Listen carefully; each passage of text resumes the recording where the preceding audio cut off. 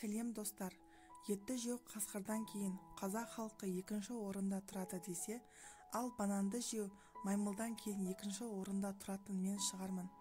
Видеоны соңына дейін көріңіз. Менің өз басымнан өткен қызықты әрі 100% ақпаратпен бөлісетін боламын. Достар, сіздердің кішігірім көмектеріңіз болып тұр. Мен өзіме осы айдың соңына дейін 1000 подписчикке жеткізу деп мақсат қойдым. Егер сіз осы видеоны көріп отырсаңыз, қазақша контентті қолдап, каналыма тіркеліп, лайк басып, қоңырауша түймесін баса кетуіңізді сұраймын. Сіздің болмашы ғана әрекетіңіз бізді қуантады. Алдын ала рахмет. Бүгінде бананды білмейтін жан жоқ. Күнделікті болмаса да пайдаланамыз. Бұл жағымды, тәтті жемістің қана емес, денсаулыққа да пайдасы зор. Енді құрамына, қуатына келейік. 100 грамм жемістің қуаты 90 калорияны құрайды екен. Құрамында 20% углевод, 16% қант және Е, С, В6 сияқты дәрумендермен қатар калий, магний, натрий сияқты микроэлементтер бар. Майдың құрамын таба алмайсыз. Банан талшықтары ағзаға тез сіңіп, қорытылып кетеді. Егер сіздің қан қысымыңыз жоғары болса, күнделікті дастархан мәзіріне осы тропикалық жемісті енгізіңіз. Дәрігерлер күніне 2 рет банан жеген қан қысымын төмендетіп инсульттың дамуына кедергі болады дегенді айтады. Сондай-ақ күніне тек банан ғана жесеңіз, артық салмақтан арылуға да болады. Бананның шығу тарихына кішкене тоқтала кетейін. Бананның туған жері оңтүстік шығыс Азия. Мұнда банан біздің ерамызға дейінгі 11 ғасырдан бері пайда болған. Оларды жеп, ұн жасап, нан әзірледі. Рас, банан ай пішініне ұқсайтын жемістің ішінде тұқымы жоқ. Басқа жемістерге ұқсамайтын ғажап жеміс. Қазіргі таңда сырттан әкелініп, адамдарға негізгі табыс әкеледі. Америка бананның екінші отаны болып саналады. Онда діни қызметкер Томас де Берланка көп жылдар бұрын алғаш рет осы дақылдың қашуын әкеледі. Калифорнияда тіпті банан мұражайы бар. Онда 17 мыңнан астам экспонаттар бар. Калифорнияда тіпті банан мұражайы да бар. 17 мыңнан астам экспонаттар бар. Металдардан, керамикадан, пластмастан және тағы басқа. Мұражай бір жеміске арналған. Әлемдегі ең үлкен коллекция номинациясында Гиннестің рекордтар кітабына енді. Көпшілік бананды жемістер қатарына жатқызады. Алайда ол жидек.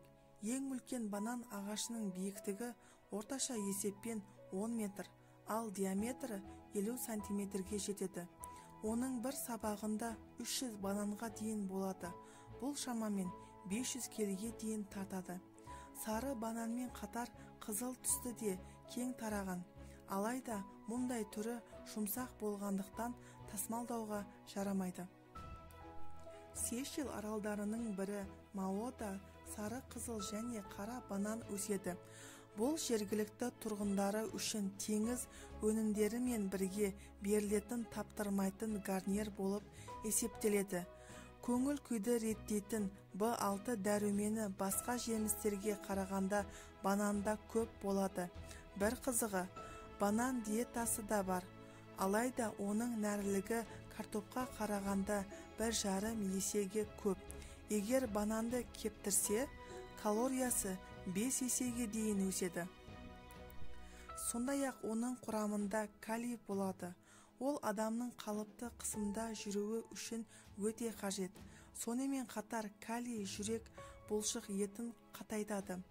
Банан құрамындағы сахароза, фруктоза және глюкоза арқасында ол асқазанда тез әрі жеңіл қорытылып, бойға күш қуат сыйлайды.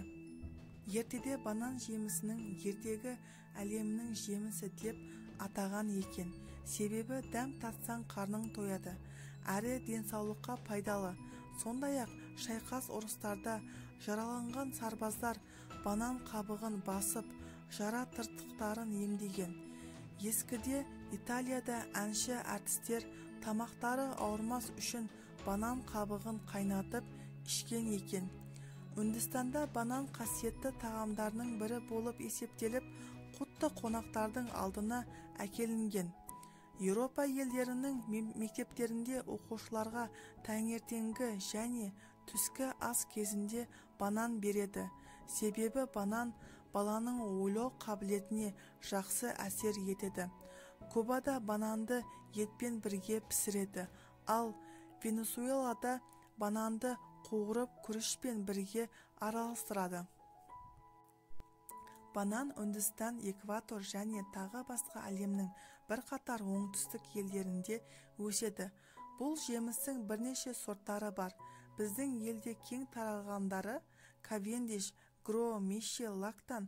Бұл сорттар ағаштан піспеген жасыл күйінде теріліп, бірден қораптарға жинастырылады. Жеміс ұзақ жол барысында өзі пісіп жетіледі. Табиғи үш қанттан бөлек банан құрамында алма қышқылы, ферменттер, минералды заттар, фосфор, магний, калий, кальций, натрий, А, Б, С, Р, Е дәрумендері бар. Банан диеталық тағам болып есептеледі. Жүйке жүйесі, анемия, жүрек, қан, тамыры, бауыр, бүйрек, өт ауруларының алдын алып, артық салмақтан арылуға көмектеседі. Банан ағзадағы қан мөлшерін бір қалыпты болуы мен қан қысымының өзгеруіне ықпал етеді. Сүйек, тырнақ, шаш өсіміне оң әсерін тигізеді. Аяқ-қолдың мезгілсіз тартылуына, шаш түсуін, теріге ерте әжім түспеуін қадағалайды. Ағзадағы зиянды қалдықтарды сыртқа шығарады. Өт, бауыр, асқазан жолдарын тазартады. Келіс, көңілсіздік, стресс кезінде көмекке келеді. Көңіл-күй гормонының пайда болуына септігін тигізеді. Бананды көп мөлшерде аяғы ауыр және жас сәбиі бар келіншектер, қарт кісілер, кішкентай бөбектер пайдаланғаны жөн. Сондай-ақ кез келген жанның күнделікті ас мәзіріне 1-2 тал банан болғаны абзал. Банан операциясынан кейін, ауыр физикалық жаттығулардан кейін өте пайдалы. Ол ағзаны қалыпқа келтіруге мол үлесін қосады. Сонымен қатар, бананды шаршаған я ашуланған кезде емтихан сынақ алдында пайдаланған дұрыс. Банан таңдаған кезде оның сыртқы қабығы мен сабағына мән беріңіз. Сыртқы қабықта қара дақтар әрі өзі қатты болмауы керек. Оның түсі бір қалыпты, үсті жылтырауы керек. Бананның қабығы да кәдеге жарайды. Оны келесі видеоларында айта кететін боламын.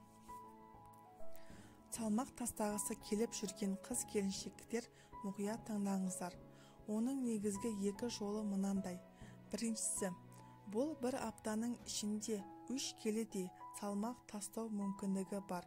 Ол үшін сіз күніне 3 рет тамақтансаңыз, бір күнде 3 банан және 3 стақан майсыз сүт ішесіз. Егер күніне 5 рет тамақтануды әдетке айландырсаңыз, осы көлемде 5-ке бөлуге болады. Егер сүт іше алмасаңыз, 1% майлығы бар айран ішуге болады. Бұл тағамдарды талғамыңызға қарай жеке-жеке болмаса араластырып тұтынуға болады. Екіншісі, өте қолайлы, бірақ тиімділігі төмендеу. Мұндай жағдайда 1 килограмм артық салмақтан арылуға болады. Ұзақтығы 10-15 күн. Күніне 1,5 келедей банан жей бересіз және қай кезде жегіңіз келсе, сол кезде жейсіз. Сусыныңыз көк шай болады. Құмшекердің орнына қалған мөлшерде оны алмастыратын тәтті тұтынған жөн. Сондай-ақ бір күнде тұтынылған тағам қуаты 1300 килокалория шамасында болады. Ескерту: банан құрамында белок өте аз мөлшерде болғандықтан 6-7 күнде диета ұстаған жағдайда 2 жұмыртқа жеуге болады. Зияны: егер сіз бананды сүйсініп жемейтін болсаңыз, мұндай диетадан кейін оған қарай да алмай қаласыз. Егер банан диетасын кейін бірден өзіңіз сүйіп жейтін тағамдарға ашқарақтана қол салсаңыз, тастаған салмағыңызды сол сәтте ақ қайтадан жинап аласыз. Бұл диетаның артықшылығы: алдымен ішекте қалып қойған тамақ қалдықтары кетеді.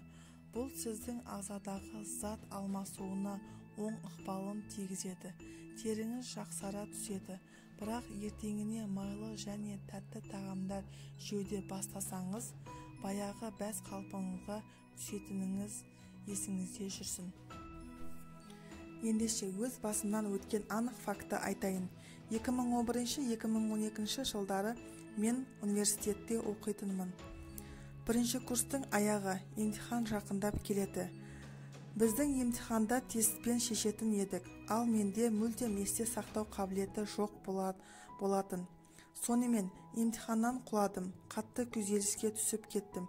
Есте сақтау қабілетімді тіктеу үшін жұрт не айтады, бәрін жеп көрдім. Жаңақты шоколад же деді, жедім. Тістерімнен айрылдым. Дәріханалардан дәрілер ішіп көрдім. Асқазанымды ауырттым. Бір кітаптан банан есте сақтау қабілетін жақсартады деген сөзге көзім түсіп қалды. Банан менің ең сүйікті жемісім болатын. Сонымен қатар, сол жылдары бананның бағасы түсіп, біз студенттер үшін қол жетімді болды. Айтсам сенбейтін шығарсыздар, бір күнде 10-15 банан жеп қоятынмын. Сонымен айлар өтті, емтихан басталды. Өзіме түсініксіз. Емтиханнан алдын тесті бір рет мұқият оқып аламын, болды. Сізге өтірік, маған шын. Тесте 100% дұрыстап белгілеп шығатын болдым. Оқу бітті. Сонымен жұмысқа кірдім. Сол жұмысымда да осы есте сақтау қабілетім арқылы тез көтерілдім. Бәрі таң қалатын еді. Осы бананның арқасында дейін бе талай шыңдарды бағындырып, көптеген жетістіктерге жеттім. Достар, сіздер де балаларыңызға аптасына 3-4 рет болса да банан жегізіп тұрыңыз. Банан өте пайдалы. Осымен хикаям бітті. Видеом ұнаған болса, лайк басып, қоңыраша түймесін басыңыз. Каналымда бұдан да қызықты ақпараттар болуына сенімдімін. Сондықтан мені жоғалтып алмау үшін каналыма тіркеліп, пайдалы қызықты видеоларымды тамашалаңыз. Келесі видеоларымда көріскенше ауырмаңыздар.